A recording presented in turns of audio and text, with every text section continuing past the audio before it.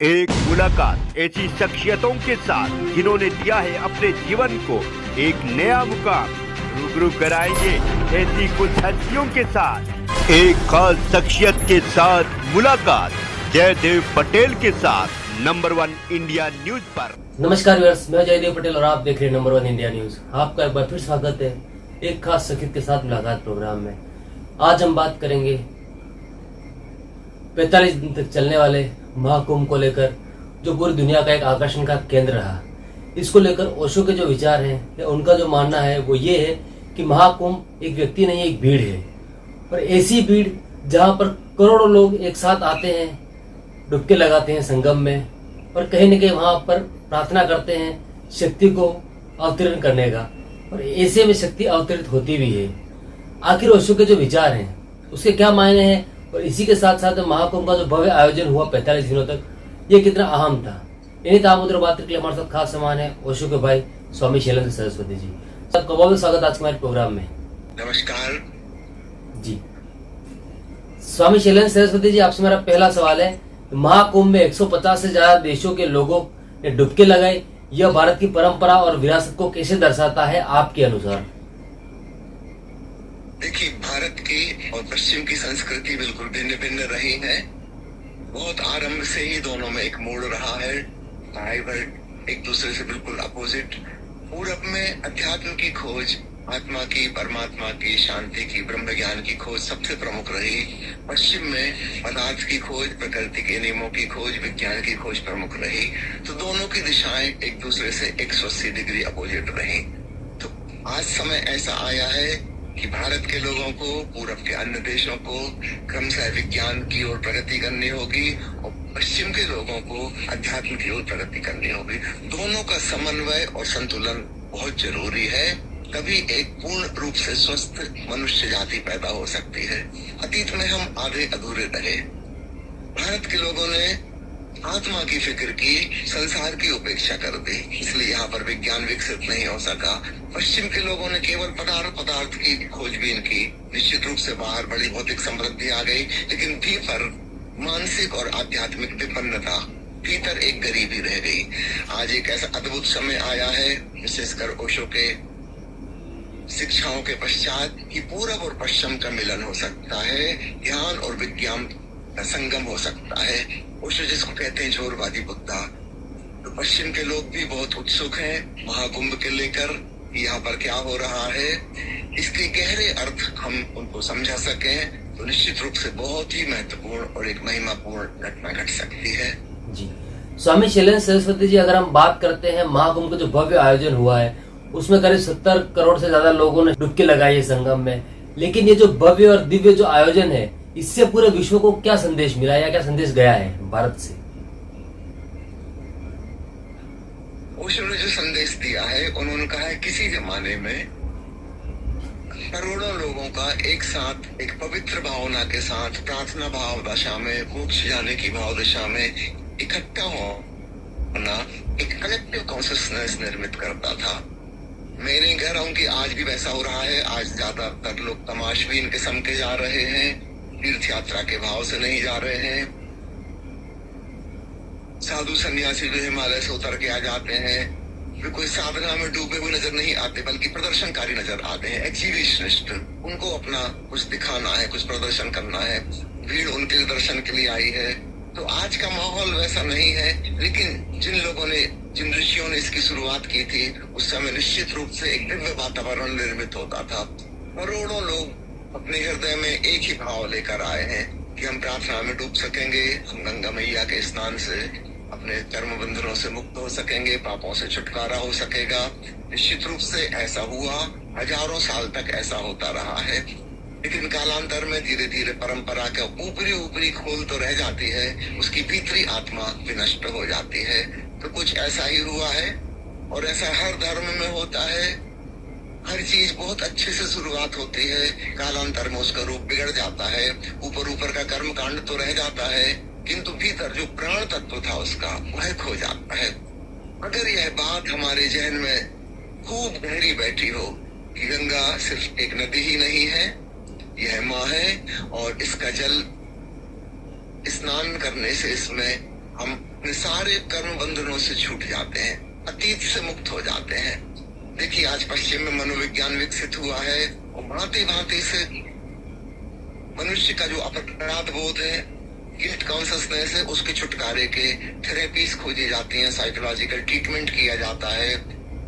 वो जो अपराध बोध है हमारे भीतर कि मैंने ये गलत कर दिया, वो गलत है, मुझसे भूल हो गई, ये सिर्फ एक ख्याल है। इसको विपरीत ख्याल से काटा जा सकता है। ईसाई धर्म में उन्होंने इंतजाम किया है कि आपसे कोई गलती हो गई, भूल चूक हो गई, चर्च में जाओ, पादरी के सामने अपने भूल चूक को बता दो कि हे प्रभु मुझसे ये गलती हो गई। वो आपको कुछ थोड़ा दंड देगा कि $10 डोनेट कर जाइए चर्च में और आप उससे छुटकारा होगा। जो लोग इस बात को मानते हैं निश्चित रूप से उनकी मानसिक प्रताड़ना खत्म हो जाएगी। भारत में इस चीज को एक बृहद पैमाने पे बनाया गया था।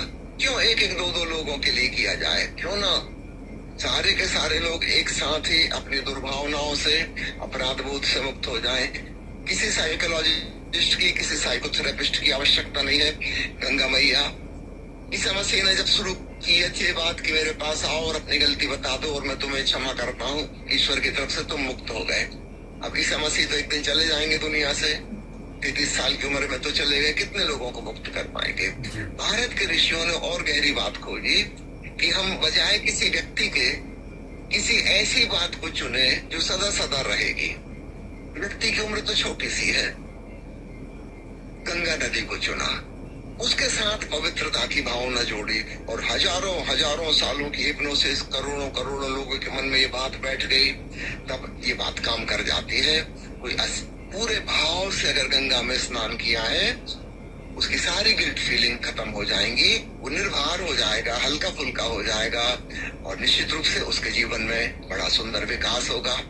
तो इस दृष्टि से यह बहुत महत्वपूर्ण कभी रहा है। ऐसा ओशो ने कहा है, सभी तीर्थ जहाँ भी दुनिया में बने हैं उनका एक ही उपयोग था कि लोग वहाँ आए और शांत हो जाएं, ध्यानस्थ हो जाएं, परमात्मा से जुड़ जाएं।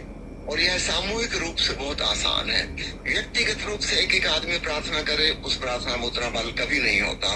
लेकिन जहाँ लाखों करोड़ों लोग एक साथ प्रार्थना के भाव में डूबेंगे, वहाँ निश्चित रूप से बहुत बड़ा परिणाम होगा और उस लोक से, प्रभु के लोक से हमारा जुड़ना बहुत आसान हो जाएगा, क्योंकि वहाँ एक इंडिविजुअल कॉन्शियसनेस काम नहीं कर रही, वहाँ कलेक्टिव कॉन्शियसनेस, उस कॉस्मिक कॉन्शियसनेस से, ब्रह्म चैतन्य से जुड़ जाती है। तो इस प्रकार एक बहुत ही सुंदर विधि और बड़ी ही सरल विधि, जहाँ पे करोड़ों करोड़ों लोग अपनी मानसिक प्रताड़नाओं से मुक्त हो सके, उनसे जो भूल चूक हो गई है, कोई गलती हो गई है, उसका भार गठरी उतार सके और फिर से निर्भर होकर, निर्दोष होकर अपना जीवन बच्चे की भांति सरल होकर जी सके। यह इसका आध्यात्मिक रहस्य है। स्वामी शरण सरस्वती जी, आपसे मेरा एक आखिरी सवाल है। देश और दुनिया में जिस प्रकार से जात पात, अमीरी गरीबी से उठ करके मानवता के महत्व देने वाले जो ओशो के विचार है, ये इस महाकुंभ से कितने सार्थक होते हुए आपको नजर आ रहे हैं? देखिए, एक बात तो स्पष्ट नजर आती है कि भारत के विभिन्न धर्मों के लोग यहाँ आए हुए हैं। पश्चिम से जो लोग आए हैं उन अधिकांश लोग तो हिंदू नहीं है, पर्यटक की भांति आए हैं। एक माहौल वो देखते हैं कि इतना बड़ा भाईचारा हो सकता है, इतनी बड़ा समुदाय इतने सामंजस्य के साथ, प्रेम के साथ रह सकता है, जी सकता है संग साथ में। एक बहुत बड़ी बात है, एक बहुत बड़ा संदेश लोगों तक पहुंचता है और हम तो चाहेंगे कि यह संदेश और फैले। हमारे उपनिषद और वेदों के ऋषियों ने तो कहा था, वसुधैव कुटुंबकम, पूरी पृथ्वी ही एक मनुष्य जाति हो। ओशो का यह सपना, जिसे वे कहते हैं वन वर्ल्ड वन गवर्नमेंट, एक विश्व, एक मनुष्य जाति और एक विश्व सरकार हो। अब छोटी मोटी सरकारें, छोटे मोटे देश की सीमाएं नहीं होनी चाहिए। देश की सीमाएं डिसॉल्व हो जाएं, हम पूरी मनुष्य जाति एक है। ये हमारी धरती हमारी माँ है, ये सारी नदियां हमारी माँ है, ये पूरा आकाश हमारा है, सब कुछ हमारा है। हम क्यों टुकड़ों टुकड़ों में बांट बांट के जी रहे हैं? अगर इस कुंभ के मेले से यह संदेश लोगों तक पहुंच सके कि अब हमें उस दिशा में काम करना चाहिए जहां एक विश्व सरकार हो, वन वर्ल्ड गवर्नमेंट, और पूरी मनुष्य जाति एक हो, फिर किसी पासपोर्ट की, वीसा की आवश्यकता नहीं है। देखिए, पंछियों के ऊपर तो कोई वीसा लागू नहीं होता। पाकिस्तान का पंछी उड़ के हिंदुस्तान में आ जाता है, हिंदुस्तान का पंछी पाकिस्तान चला जाता है, कोई रोक टोक नहीं है। चीन में कोरोना वायरस फैला था और हम जानते हैं सारी दुनिया में फैल गया और विश्वमारी हो गई। तो आकाश राष्ट्र की सीमाओं को नहीं मानता, हवाएं, कीटाणु, पशु पक्षी कोई नहीं मानते, सूरज नहीं मानता, सबको एक रोशनी देता है, चांद नहीं मानता, सबके ऊपर एक सी चांदनी बिखेरता है। हम मनुष्य न जाने कैसी गलती में पड़े हैं, हमने चीजों को छोटे छोटे खंडों में, टुकड़ों में बांट लिया। हम कहते जरूर है मातृभूमि, पर हमने अपनी माँ के ही टुकड़े कर दिए हैं। यह बिल्कुल गलत हुआ है। हमें अपने ऋषियों की पुरानी बात स्मरण रखना चाहिए, वसुधैव कुटुंबकम। पूरा मनुष्य जाति एक परिवार है, एक कुटुंब है, और इसका साक्षात उदाहरण महाकुंभ में देखने को मिलता है कि कितने प्रेम और भाईचारा के साथ, परस्पर सहयोग के साथ लोग वहां पर आए हुए हैं। सारे विश्व को यह संदेश पहुंचना चाहिए कि इसी भाईचारे के संग हम सब रह सकते हैं। युद्धों की कोई जरूरत नहीं है। सारे हथियारों को अब समुद्र में डुबाने का समय आ गया। एक प्रेमपूर्ण माहौल सारी दुनिया में बने, और उसके लिए एक विश्व सरकार। ओशो ने इसके संबंध में बहुत विस्तार से कहा। अभी तो समय कम है, मैं विस्तार से नहीं जा पा रहा हूँ, लेकिन ओशो ने बात की मेरिटोक्रेसी की। गणतंत्र की जगह गुणतंत्र आना चाहिए, डेमोक्रेसी की जगह मेरिटोक्रेसी, और वन वर्ल्ड गवर्नमेंट। क्योंकि विश्व की समस्याएं हैं, उनको हम छोटे लेवल पर नहीं सुलझा सकते। उदाहरण के लिए कोरोना महामारी को ही लें, ये सारे विश्व की समस्या है, इसको हम एक छोटे छोटे खंडों में बांट के नहीं सुलझा सकते। आज जिन समस्याओं से हम जूझ रहे हैं, चाहे वो पर्यावरण नष्ट होने की समस्या हो, चाहे वो ग्लोबल टेम्परेचर की समस्या हो, इसमें हम एक देश के रूप में कुछ नहीं कर सकते। ये वैश्विक समस्या है और इसका वैश्विक समाधान ही होगा। सारी दुनिया में कहीं न कहीं युद्ध चलते रहते हैं, खून खराबा चलता रहता है। इसको राष्ट्रीय स्तर पर नहीं सुलझाया जा सकता। राष्ट्रों की वजह से तो युद्ध हो रहे हैं जी। इसको विश्व स्तर पर सुलझाया जा सकता है। तो एक दिन ऐसा सुनहरा आना चाहिए, हम एक मनुष्य जाति और एक विश्व सरकार के अधीन जिए, तो हम पाएंगे बहुत ही प्रेम और भाईचारा सारी दुनिया में फैल गया। और ओशो का ही नहीं, जितने बुद्ध पुरुष आज तक हुए हैं, जितने संत हुए हैं, ऋषि मुनि हुए हैं, उन सबका सपना साकार हो सकता है। एक स्वर्णिम भविष्य मनुष्य जाति का आ सकता है। यहीं पर मैं अपनी बात समाप्त करता हूँ, और समाप्त करने के पहले एक छोटी सी विनती।